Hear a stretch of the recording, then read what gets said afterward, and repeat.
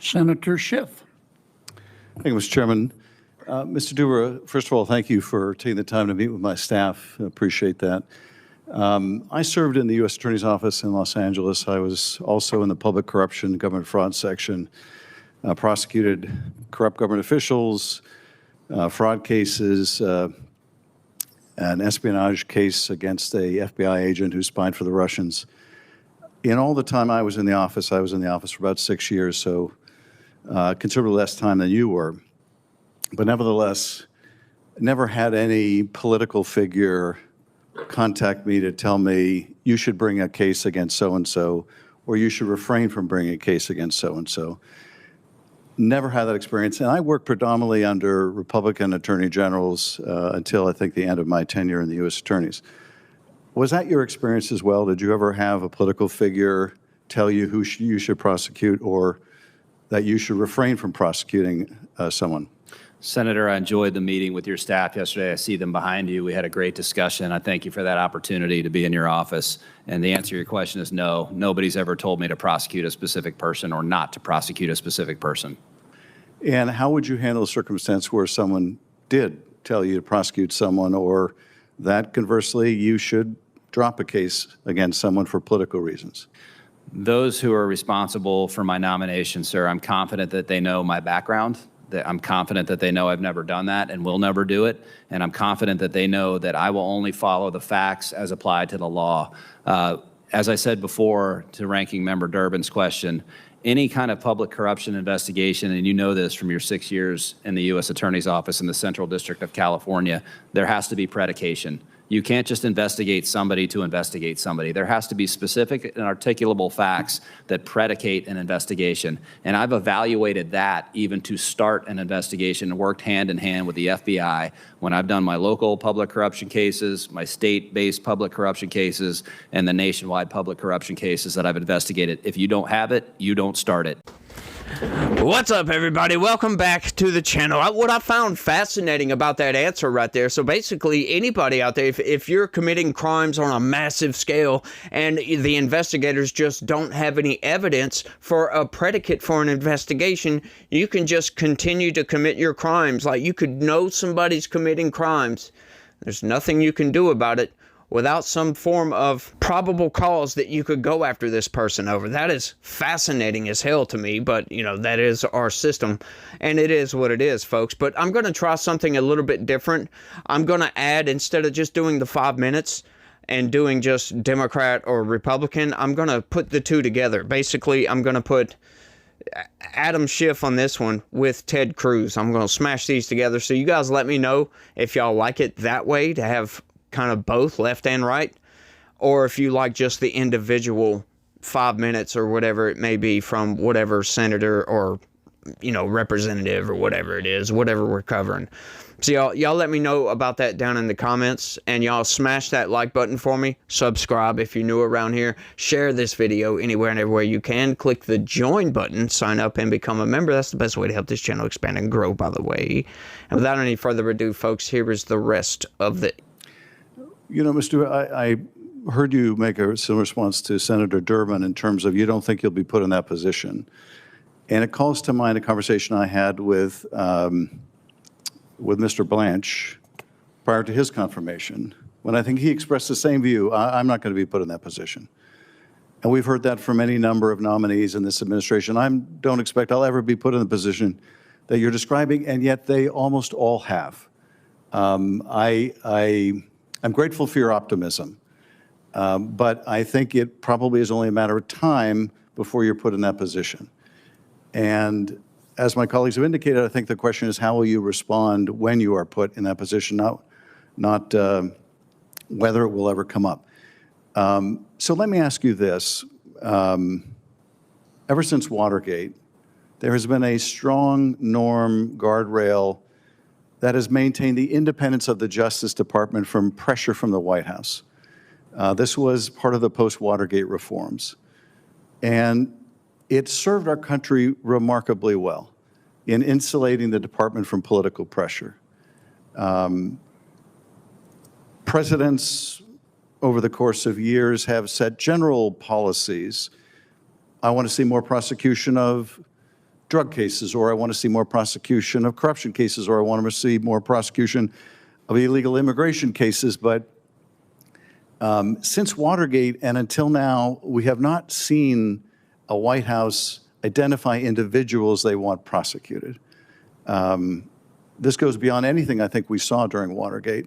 So let me ask you, as a general matter, what is your view of the desirability, I think necessity, of maintaining the independence of the Justice Department from political pressure emanating from the White House? Thank you for the question, Senator. I look forward to, of course, my direct report will be Deputy Attorney Blanche, who you mentioned. And I've had multiple interactions with him. I believe he's doing a great job. And I look forward to working with him to do what we've always done. He was an AUSA in the Southern District of New York, just like you, just like me. And I really don't believe I'll be put in that division. When you look at the components of the criminal division and what we do, these are nationwide impact cases for all Americans. Should I be tasked with evaluating a public corruption case like you're talking about, whatever that case may be, I can assure you I will do it how I've always done it, and that will be based on the facts and the law and the independent decisions of the Justice Department to make those charging decisions, and that's exactly how I'll operate, sir. Well, Ms. Duva, I appreciate what I would describe as the triumph of hope over experience in your testimony, but I hope your experience is commensurate with your hope, but I fear it will be otherwise, and I yield back, Mr. Chairman. Senator Cruz. Thank you, Mr. Chairman. Gentlemen, congratulations on your nominations. Mr. Duva, you've been nominated to serve as the Assistant Attorney General for the Criminal Division. The Criminal Division sits at the heart of the Department of Justice's mission to protect the public. Your nomination comes at a moment where Americans are looking for one simple thing: to keep our cities safe, to keep our families safe. Because over the last 5 years, we have watched a dangerous pattern take hold in American cities. From 2020 to 2025, so-called peaceful protests left behind more than $2 billion in property damage. Blue cities: Minneapolis, Portland, Seattle, Chicago, New York, St. Louis, Atlanta, and Los Angeles. In some instances, entire downtowns burned, police precincts overrun, and small businesses destroyed overnight. 19 people were killed directly during the Black Lives Matter riots, and hundreds more died indirectly because ambulances couldn't get through and police were overwhelmed. After the October 7th, 2023 attack on Israel, anti-Semitic mobs took over college campuses, threatening Jewish students, seizing buildings, and spreading hate. And it didn't stop there. In 2025, coordinated riots once again engulfed Los Angeles and Portland before spreading across the country. Mr. Duva, do you believe that these were spontaneous riots, or do you believe they were organized and financed? Thank you for the question, Senator Cruz. All of those incidents that you talked about were a real dark mark on our history during that time. I watched it on TV. There is no place for rioting, burning buildings, assaulting law enforcement officers, and there did seem to be coordination behind those. I agree with you. In any case that comes across the criminal division, we will be evaluating that. Again, I answered questions along that lines from Senator Britt, whether it's religious violence, violence against law enforcement officers, the Jewish community, or what have you. We will prosecute those cases to the fullest extent of the law and follow the facts where they lead. If they lead to coordinate attacks, financing, things of that nature, we will evaluate those cases through grand jury investigations and prosecute them appropriately. Excellent. Federal law right now criminalizes rioting under 18 U.S.C. Section 2101, the Anti-Riot Act, which makes it a federal offense to travel or use interstate facilities to incite, organize, promote, or participate in a riot. The Biden Department of Justice refused to enforce that law. Will you commit under your leadership the Department of Justice will once again enforce Section 2101?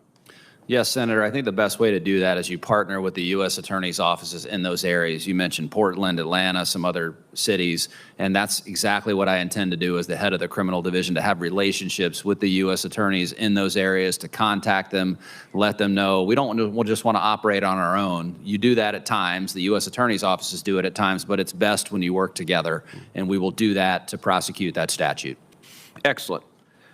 Unfortunately, enforcing the Anti-Riot Act is not enough to combat the 21st century leftist riots that have burned our cities. Like the mafia of old, today's agitators are part of a layered enterprise. The foot soldiers on the ground and the financiers and masterminds who plan and bankroll the operations. The Anti-Riot Act can reach the rioters in the street, but has difficulty reaching the consiglieres and the dons who plan the chaos. That's why Congress created RICO, the Racketeer Influence and Corrupt Organizations Act, to pierce the veil of coordination and hold every level of a criminal network accountable. Mr. Duva, RICO was one of the most powerful tools ever enacted and helped break the back of organized crime in America. Do you agree that that same model would be helpful in fighting today's politically funded violence? I do, sir. You have to have evidence of the enterprise, and then you have to have the predicated crimes set forth in the RICO statute and also its sister statute, the Vicar statute. Those are tools that I'm well familiar with from my time as an AUSA. They were used in our Tampa division, they've been used in our Jacksonville division, and they are appropriate to evaluate in those circumstances. Well, and that is precisely the logic behind legislation that I have introduced called the Stop Funders Act. The Stop Funders Act is simple. It adds rioting as a predicate offense under RICO, empowering the prosecutors to follow the money, to trace the network, and indict not just the rioter who throws the brick, but the donor who paid for it and put that rioter in that position to carry out that act of violence.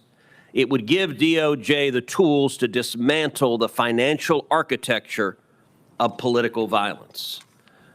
In your judgment, would adding rioting to the list of predicate offenses under RICO aid in enabling the Department of Justice to fight and stop political violence and organized violence and rioting across the country?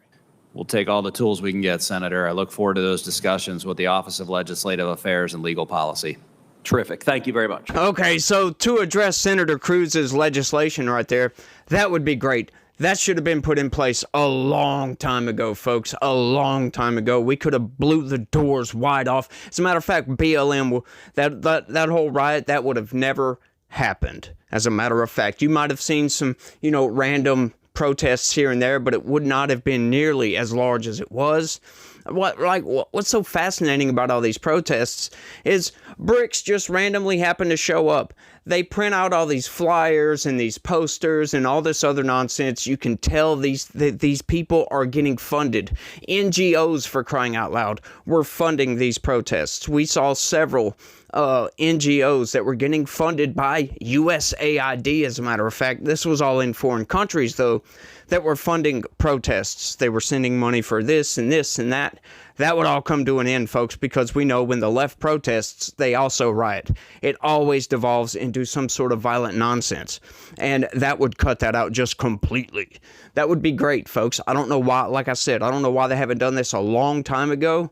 This would, kind of pull the plug on the manufacturing of crises, if you will, by the left. It's so fascinating. But addressing Senator Schiff, too, okay, my dude, why are we playing these games? I don't understand this. We're manufacturing a narrative here to build upon some sort of sense that Donald Trump is going after his political enemies. Are you kidding me? And what else I don't understand about this is why the corporate press is complicit with this. Whenever we, read the news, they're reporting, it always states, oh, it's Donald Trump's political retribution. Well, hang on, dude. No, there were charging recommendations from these agencies, right? It's not Donald Trump that decided, hey, let's look at this person and we'll see what we can get. No. They looked at these crimes, they saw that, hang on just a second, these people did such and such and such and such. This is a crime, we're going to recommend this to the DOJ. And then the DOJ picked it up.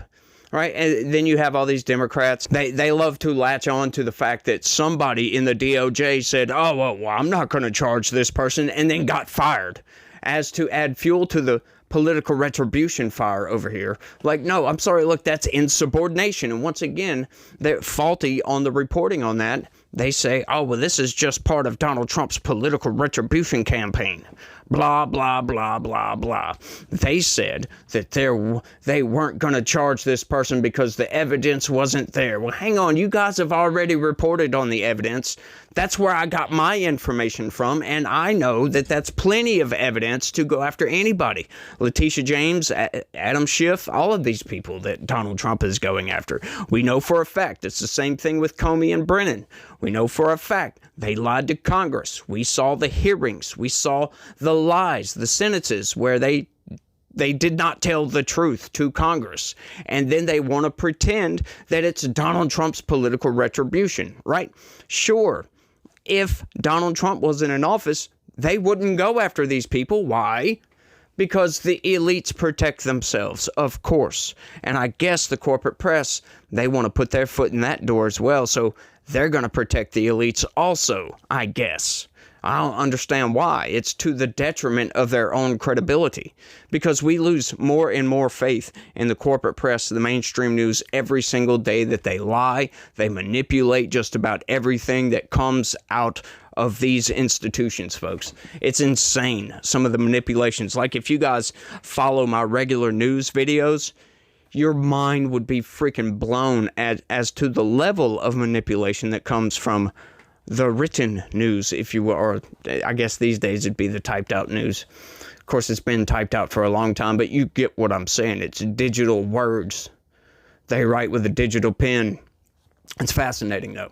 Like, the level of manipulation is just next level type of stuff, right? Like, everything is political retribution. Everything is, oh, Donald Trump evil, Orange Man bad, Cheeto Hitler did a bad thing again type of stuff going on with the corporate press. And it's so fascinating. And I'm here for I'm here for all of it, folks. Every single bit of it. I'm going to expose every single bit of it. The lies, the manipulations, the hypocrisy, all of it, folks. You can catch it all right here on this channel, as a matter of fact. So y'all need to stay tuned for all of that nonsense. But I love this idea. Adam Schiff is currently under investigation and will be indicted soon because he lied on his mortgage application for his second home. Like, once again, like I've talked about Letitia James, that's a clear-cut case right there. James Comey, that's a clear-cut case right there. John Brennan, that's a clear-cut case right there. As a matter of fact, Adam Schiff, you guys know, if you know me, I don't like Adam Schiff at all. At all. And it's a clear-cut case with Adam Schiff. But there is a little bit of nuance with Adam Schiff here. So I will dig into that right quick. Okay, so Adam Schiff, he's a California senator, right? So he's supposed to have his primary residence in California. Now, when he got a loan or mortgage application for a home in Maryland, because he works in Washington, D.C., he put that as his primary residence. Well, that, my friends, is fraud, and you can't do that.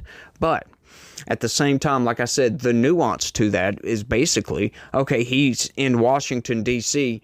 for most of the year, right? His primary residence can't be his office, or it can't be like that. That's the situation with a lot of these senators, a lot of these representatives as well that choose to rent an apartment or whatever, right?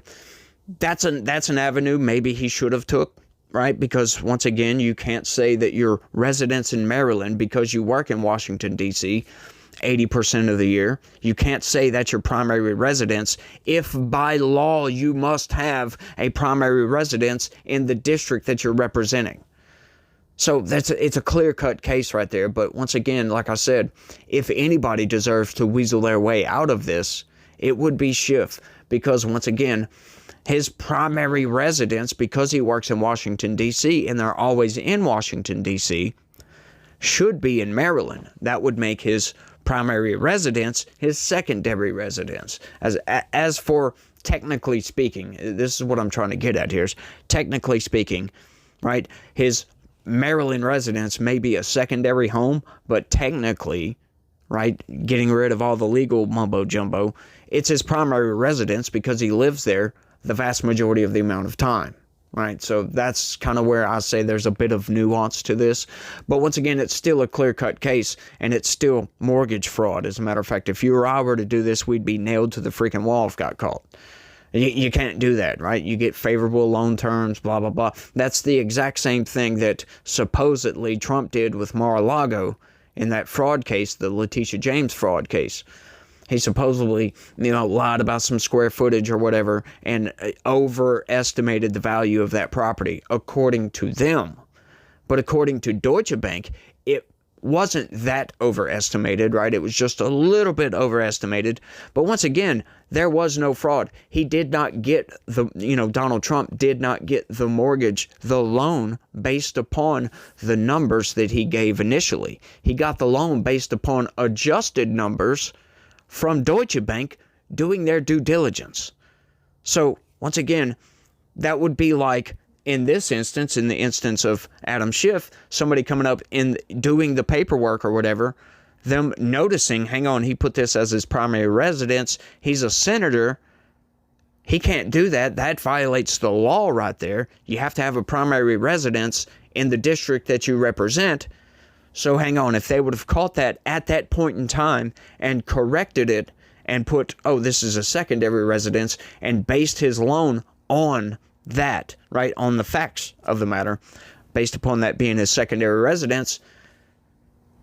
And if Donald Trump was still going after him on this, right, or the DOJ still going after him, I would cry foul.